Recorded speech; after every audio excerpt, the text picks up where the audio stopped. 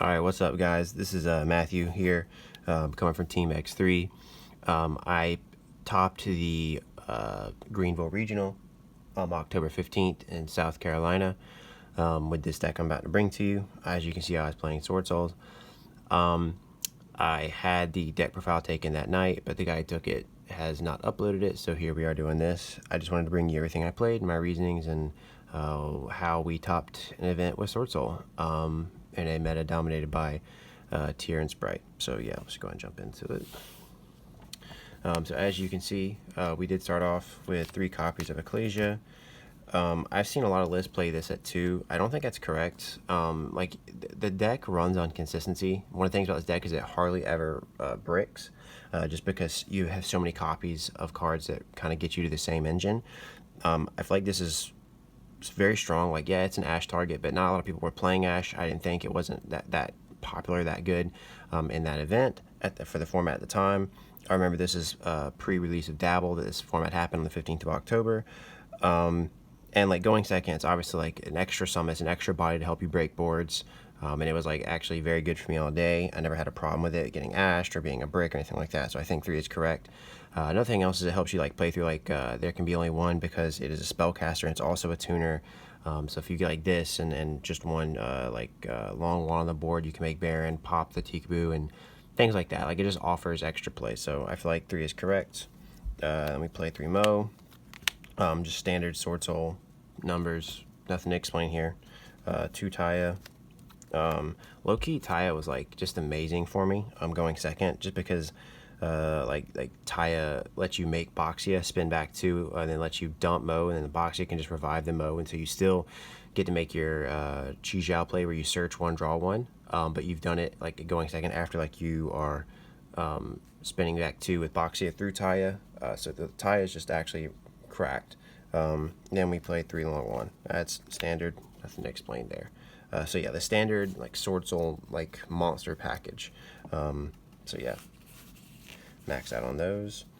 And then we maxed out on the Tinnies as well.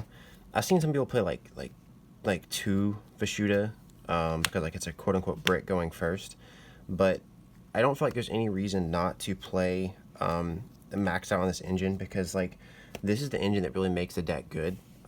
Whenever you're going first, you want to actually like set up a board and play through hand traps, things like that, with the Tinny engine as much as possible, and then like maybe set up like a Boxia. Like you can still make like a level 8 Chi Zhao play with this engine if you don't have a normal summon, but like you want to actually go through like a Boxia, make a Chao Feng, so that you aren't just automatically getting super polyed going first. Of course, that's a little bit risky, because if you're playing into tier, you're going in blind, they might have super poly, so you don't want to end Chao Feng Chi Zhao. But I'm just saying like this is the engine that lets you like really bait out things, especially if you're going second. This is the engine that you actually break boards with before you establish a board with your SwordSoul engine. You don't actually just want to go right into your SwordSoul engine if possible. Like it's a lot less likely to actually establish anything with your SwordSoul engine if you aren't breaking boards first with this. I feel like you need to max on this. Vishuda is cracked going second. Shuna has 3 more copies of Vishuda. Like Adhara obviously is really good for the grind game, and just seeing like any copy of this and this, or this and this, or any one of these, and Vessel is just quote unquote full combo, which is just amazing, especially if you go through Boxia and get you know, if between this engine, if you make Boxia with this engine, then you have a spot removal with Vishuda, and then 2 spot removals with Boxia, which makes it really hard for your opponent to maintain any board before you start setting up your SwordSoul plays. So I feel like this engine you need to max out on. As far as the Shitana, some people don't play this because it's a quote-unquote brick, and like, yeah, like it doesn't do anything like inherently in your hand. But if you don't play this with the Dragon Cycle or Dragon Circle, I feel like you're just creating another lose condition for your deck, because there's so many times where like you will simply have to just like normal summon Moye, and if it just gets impermed or Veilered, you just kind of pass a lot of times. Like if you have long wand, I guess you can extend and make like the token still make Chi Zhao, but that's all good and well, but like I just feel like there's no reason to create an extra lose condition for your deck, because so many people are going to be on imperm.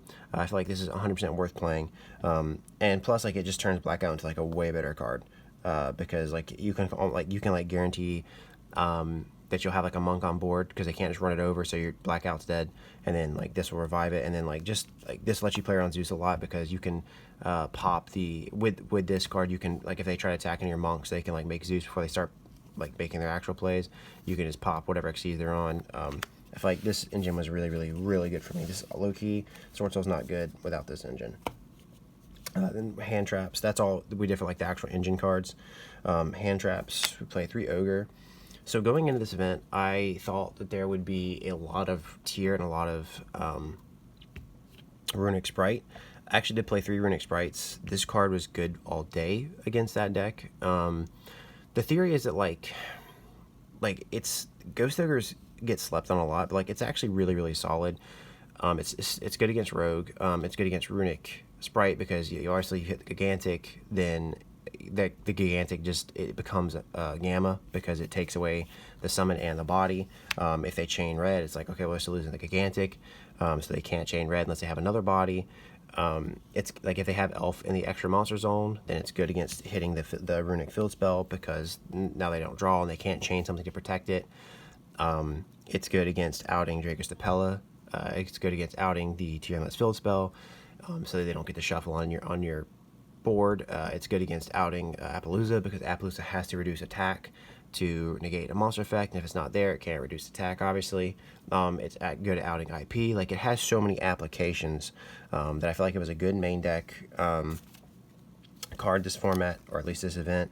And like, I honestly didn't draw it all that often, but when I saw it, it was pretty good for the most part, except for I did play against one Adignister dude, and apparently if you ogre the field spell, it just literally doesn't matter because they can just reset it for like literally nothing, and just, yeah. But anyway, other than that, all day it was good. Then we played 3 Bell.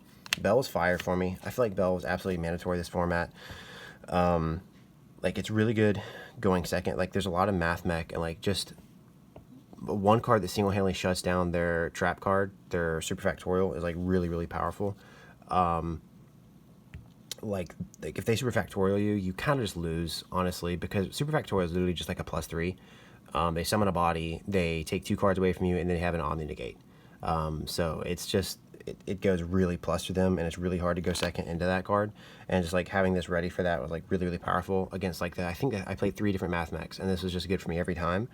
Also, it's obviously very good in a tier. It's good against people trying to like Scythe Lock you, hit you with Raw's Disciple, summon Ibly on you. It's not like great into Runic Sprite, but like you can still like, it still has some applications. Like if you're trying to like stop an elf from summoning something back, it has some applications. It's good against the Runic Field Spell. You can like stop like a draw 3 or something.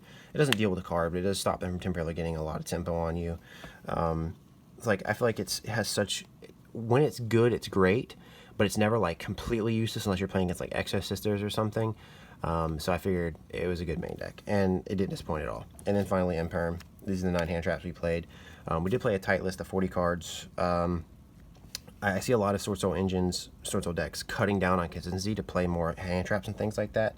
I don't think that's right. I feel like what SwordSoul does is so powerful, and it does it so consistently that that's the strength of the deck. And if you start cutting down from that to play generic hand traps, then you're basically taking away from your consistency, just saying that, or hoping that you'll always just have a god hand, which you won't. And so I'd rather just be able to play all the time, and then if I have the hand traps, then I have the hand traps. But like SwordSoul itself is already very strong. So anyway, yeah, so we played 3 Imperm. Imperm's obviously very good. I actually feared Spell Canceller a lot this event. That's why I'm playing like Snow Rabbit over something I'll show you on the side, and Imperm. Even though Imperm is really, it's a 1-for-1 trade, but like it's because it's so universal, it's a really good main deck hand trap. But yeah, these are the 9 hand traps we played, and they were pretty good for me all day, especially Bell. Bell's definitely the MVP of these hand traps. Spells, standard, 3 emergence, 3 extra copies of Long Wand, essentially. 3 Vessel. A lot of people just don't play this card at all, or like play it at 2 or cut it down. I don't feel like playing at 2 is correct. Like whenever you see this in like a Tinny, which I think you have like a 25% chance of opening any Tinny name in this card, which so 1/4 of your games, you're just resolving this outright. Especially going second, this is just so insanely good. Because just having your entire Tinny engine online is just ridiculous, because again, like it gives you the Vashuda spot removal, it gives you the Boxia, which gives you 2 shovels before you even really start your SwordSoul plays. It gives you insulation, through that line, gives you insulation through nib. So if you're going second, you can kind of just OTK. You don't have to worry about getting nibbed. It's insane, honestly. So I feel like this is so important to play at 3. Like, even if you open 2, it's not like, yeah, it'd be better if you had a different copy of a different card, if you have like 2 of this, but it's fine because like it's giving you so much advantage in one card resolving anyway that it's kind of like worth it.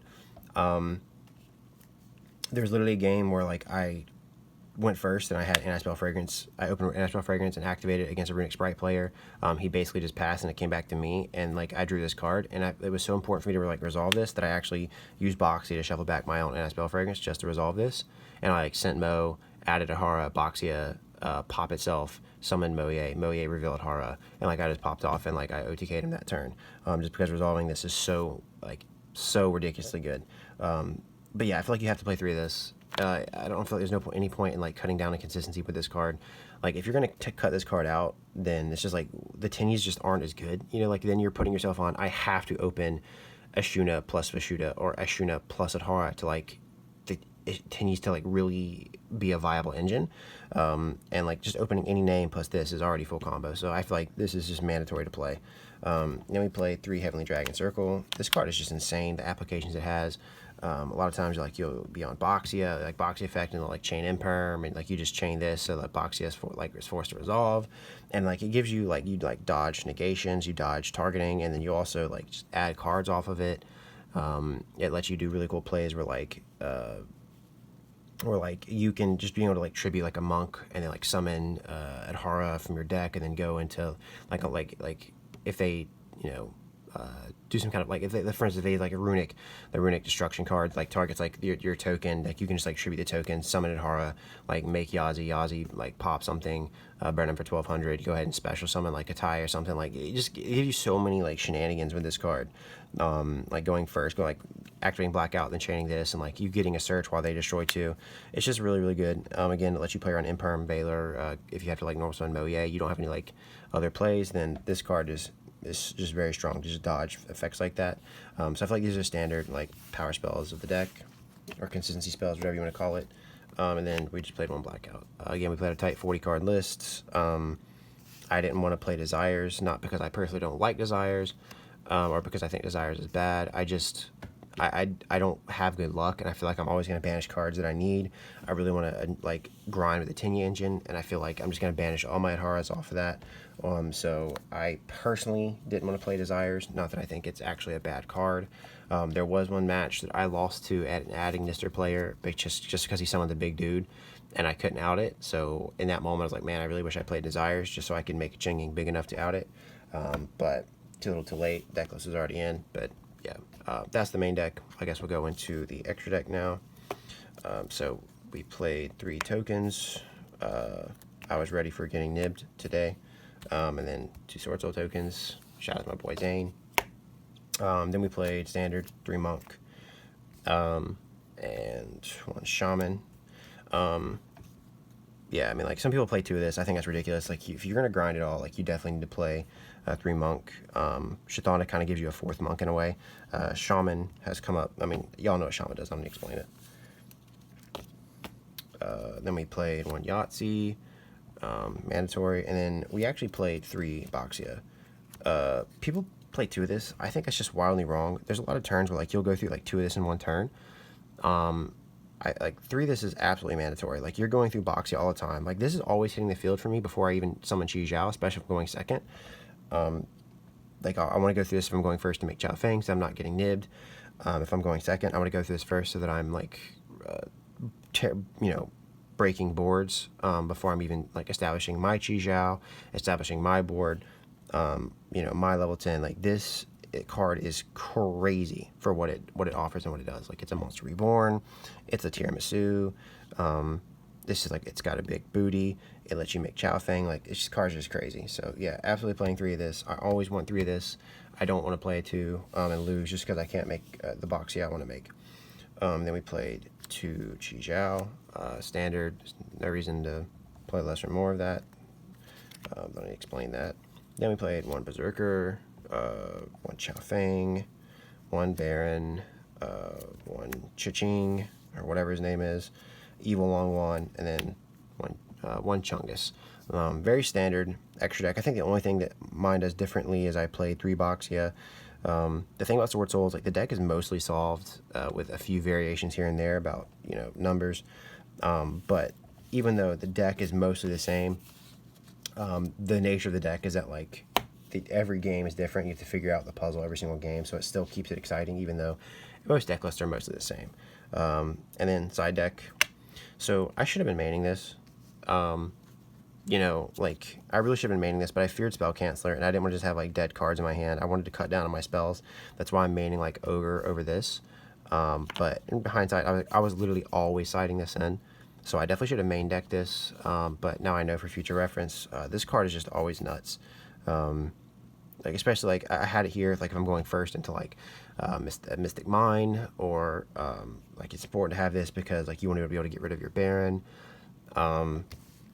Because you can't tribute Baron off of the Heavenly Dragon Circle. Like, it's just really, really important to have this card. I should have mained it, but it is what it is. I still topped.